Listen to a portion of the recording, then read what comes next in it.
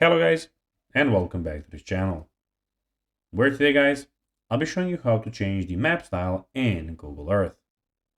So guys, the first thing that you of course need to do is go to Google and type in googleearth.com. After that, you just need to go and log into your profile. You can do that by logging in with your email or of course Google account. But now guys, let's see what we have in front of us.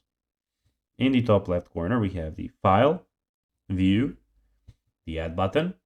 We have the tools and the help option. And we also have the search bar where you can, of course, go and search for specific locations. But now, guys, let's see how you can actually go and change the map style in Google Earth.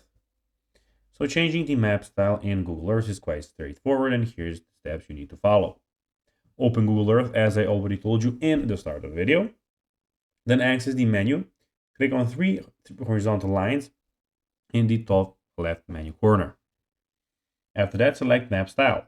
From the menu, you can click on the Map Style, and you can choose your style.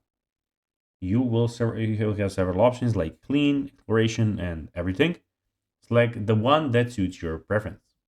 Then you need to customize further.